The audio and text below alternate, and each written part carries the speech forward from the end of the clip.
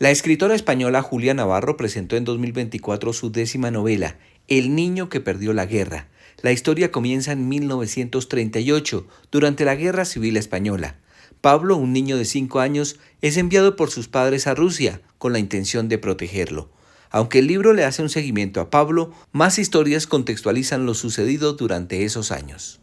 Muchas gracias por invitarme y darme la oportunidad de hablar de este libro, que en el fondo lo que trata son temas universales, porque el desarraigo, la emigración, las ideologías totalitarias, sean del signo que sean, bueno, parece que son cosas del pasado, pero desgraciadamente forman parte también del mundo del presente. Cuando uno habla de Pablo, cuando uno lee lo que le pasó a Pablo, lo que sucede con Pablo, es llevado a un país con una lengua diferente, con costumbres diferentes, a un hogar que él no conoce y que incluso al principio seguramente pues no va a poder hablar con los que están en esa casa porque pues hablan ruso y él viene de un mundo hispano. ¿Cómo llega a sus manos la historia de Pablo?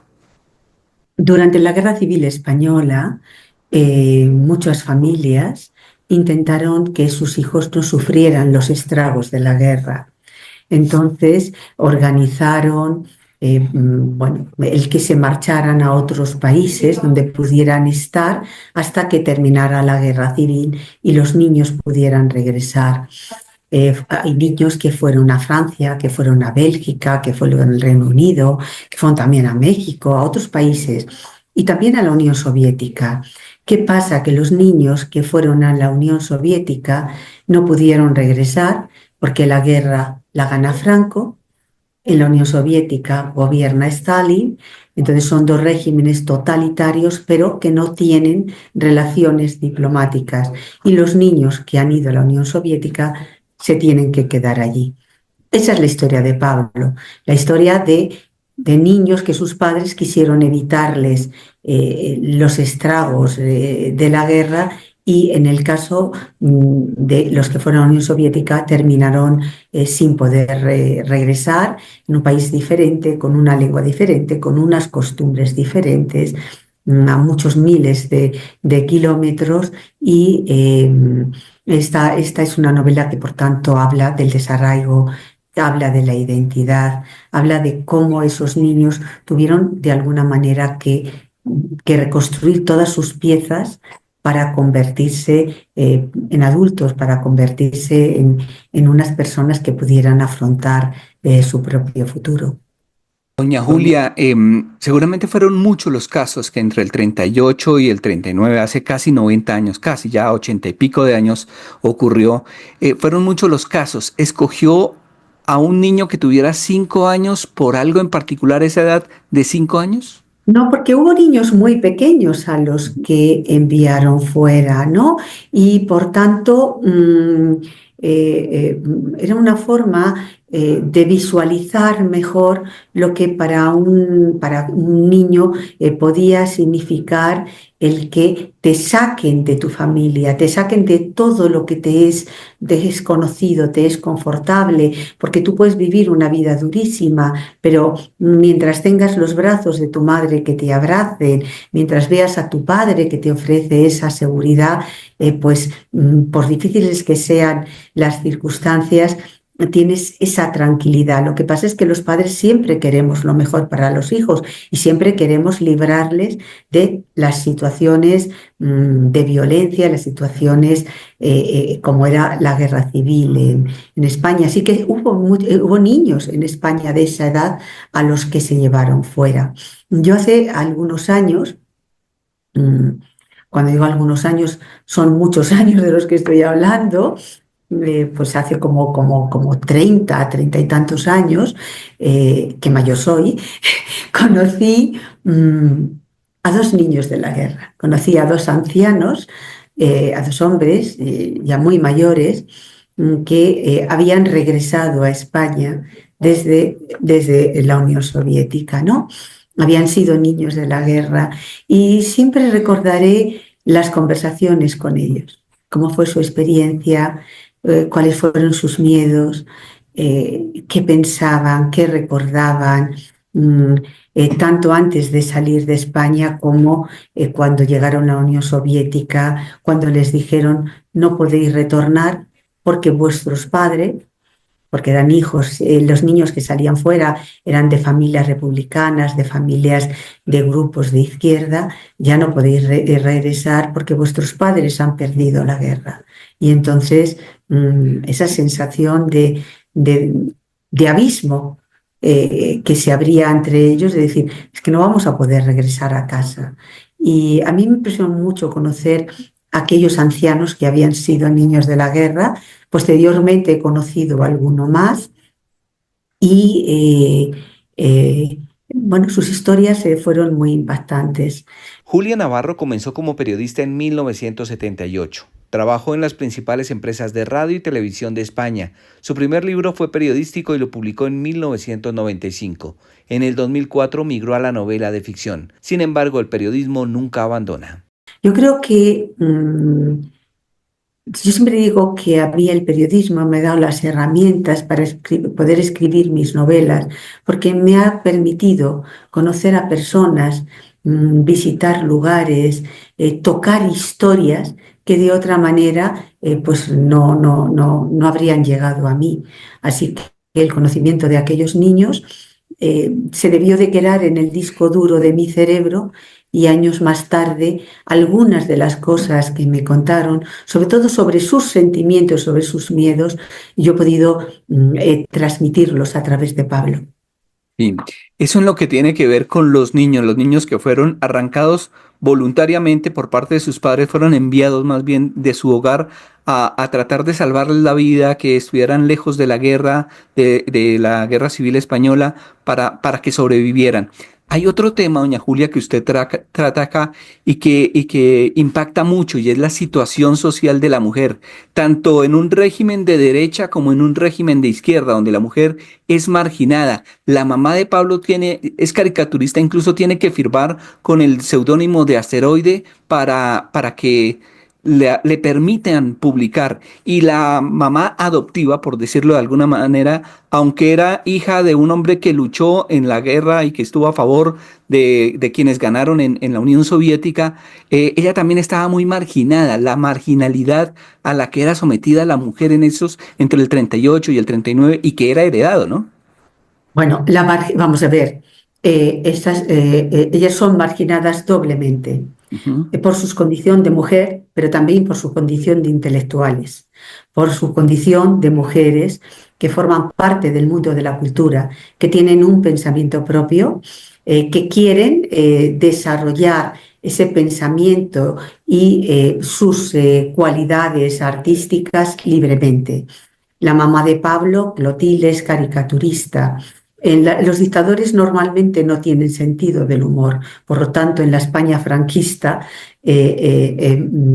Clotilde no tenía futuro. Y Ania es poeta, es música, y la persecución implacable a la que Stalin sometió a los intelectuales está ahí. Hay cientos de testimonios de personas que por escribir, por componer, por tener un pensamiento diferente, terminaron en el Gulag, de la misma manera que en España terminaron en las cárceles franquistas. Pero eso es decir, la marginación de las mujeres responde a una época. Eso no sucedía solamente en España o en la Unión Soviética. El papel de las mujeres empezamos a ser dueñas de nuestra propia vida, a tener una presencia reconocida en la sociedad a partir ya de mediados, a partir ya de los años 20, 30, empieza la mujer a emerger como ente social, pero eran casos excepcionales. No es hasta que no termina la Segunda Guerra Mundial, cuando no se da ese salto definitivo de la presencia de la mujer en la sociedad. Pero eso pasaba en Europa, pasaba en América y pasaba en todos los continentes. Es decir, sin las mujeres no hay historia. Siempre hemos formado parte de la historia, solamente que los hombres, que son los que han escrito la historia, nos han reducido nuestro papel prácticamente a la nada, ¿no? A un comentario de pie de página. Y es verdad que las mujeres empezamos a ser protagonistas de nuestra propia historia ya a partir de mediados del siglo XX. Por tanto, lo que le sucede a Clotilde y lo que le sucede a Ania no es consecuencia de una situación política. La persecución a la que son sometidas, sí, pero su papel marginal en la sociedad era el que tenían las mujeres en aquel momento en todos los lugares del mundo, sin excepción. Hay otro tema que se toca allí en el niño que perdió la guerra, doña Julia, que me llamó poderosamente la atención y es que el hecho de las no relaciones políticas entre Stalin y Franco no permitió que los niños regresaran a España. ¿Cómo se da, usted que tuvo la oportunidad de hablar con niños que fueron de esa guerra, los niños de la guerra, cuándo se da la oportunidad? ¿Cuando muere Franco? ¿Cuando se cae el muro? ¿Cuándo ellos logran regresar a lo que quede de sus hogares? Bueno, hay una primera tanda de niños que ya eran hombres que regresan, que es antes de que se muera Franco, ¿no? A través de la Cruz Roja, Franco organiza una gran operación de propaganda diciendo que van a venir algunos niños, y Stalin por su parte permite que vuelvan, sobre todo los que eran como más afines, porque ya habían sido educados allí, que eran niños pues más ideologizados, que ya no eran niños, ya eran hombres. Así que antes de que se muera Franco hay un barco, yo hablo de eso en el libro, que trae algunos de aquellos hombres que habían ido como niños a la Unión Soviética. Después ya cuando se muere Franco, evidentemente Stalin se murió mucho antes, cuando se muere Franco empieza a haber un goteo de algunos de aquellas niñas y aquellos niños que regresan a España. No todos, porque también yo tengo que decir que yo aquellos dos ancianos conocí hace 40 años, o sea que no fue antes de ayer cuando los conocí, que ellos ya eran muy mayores. Ellos contaban que estaban muy agradecidos a la Unión Soviética, porque les habían dado unos estudios, habían estudiado una carrera. Ellos decían, nosotros sentíamos ese desarraigo, esa pena de no estar con nuestra familia, pero nos trataron bien. Entonces muchos crecieron allí, muchos estudiaron allí, muchos se casaron allí, tuvieron a sus hijos allí y cuando ya fueron hombres o cuando ya fueron mujeres, les costaba regresar porque ya habían hecho una vida, ya se habían reconstruido ellos y habían construido una vida en la Unión Soviética y ya no encontraban, sabían que sus padres o habían muerto o ya no estaban o ya les quedaba poca familia, y entonces muchos se quedaron. Algunos regresaron para ver cómo era ese país del que un día se habían marchado, pero por curiosidad, y luego volvieron, y otros se quedaron. Pero ya hubo un primer barco que trajo niños en una gran operación de propaganda que montó Franco y que la Cruz Roja medió entre los dos regímenes, entre el stalinismo y el franquismo, para que los niños que ya no eran niños, ya habían crecido y eran hombres, pudieran regresar. Doña Julia, para quienes estén interesados en leer El niño que perdió la guerra de Julia Navarro, ¿es una novela histórica o que se basa en hechos reales? ¿Cómo podemos hacer una breve descripción? Yo siempre digo que yo no escribo novela histórica, lo cual enfada mucho a mis lectores, porque ellos creen que escribo novela histórica y yo les llevo a la contraria, pero bueno, yo tengo que ser honrada con los lectores. Yo no escribo novela histórica, yo escribo novelas de personajes. A mí lo que me interesa es indagar sobre la condición humana. A mí lo que me interesa es bucear hacia los lugares más recónditos del alma, tocar los claroscuros que todos los seres humanos llevamos dentro. Pero todos somos hijos de la época en la que nos toca vivir. Mis novelas transcurren siempre en el siglo XX y lo poco que llevamos de siglo XXI. Por tanto, el siglo XX es antes de ayer. algunos lectores me dicen, bueno, pues usted hace novela histórica. Digo, oiga, pero usted es del siglo pasado como yo, así que esto no es novela histórica, esto es una novela contemporánea, es una novela de antes de ayer. Lo que pasa que es verdad que los años 20 del siglo XX no son los mismos que los años 40 o como fueron los 80 o como fue en 1999. Es decir, la sociedad ha ido evolucionando, nunca hay una foto fija de la historia. Además de Pablo, que ya lo describimos, que era un niño de unos 5 años y que tenía una madre que era caricaturista, Clotilde, y una mujer que lo recibió como madre sustituta o madre adoptiva, que era Anya. em, Descríbanos como un ejercicio esos principales personajes que aparecen con nombre propio en El niño que perdió la guerra. Pablo tiene dentro de la tragedia la suerte de tener dos madres. La madre biológica, que nunca cejará de buscarle, y la madre de acogida, que será la mujer con la que camine, con la que se vaya convirtiendo un hombre. Son dos mujeres que tienen algo en común, y es que forman parte del mundo de la cultura. Son dos mujeres que podrían haber bajado la cabeza y haber dicho, dejo de dibujar, y la otra, pues dejo de escribir, dejo de componer, pero no lo hacen. Su característica es que van a luchar en todo momento por ser ellas. Si hubiese dejado Clotilde deja de dibujar y Anya de componer, hubiese sido tanto como mutilarse el alma. Entonces son dos mujeres valientes, dos mujeres del mundo de la cultura, del mundo de la creación, que pese a que todas las circunstancias les son contrarias, no se rinden. Eso hace que sufran torturas, que sufran cárcel, que sufran persecución, pero ellas no se rinden, porque si se hubiesen rendido, habrían hecho eso que acabo de decir, se habrían mutilado el alma.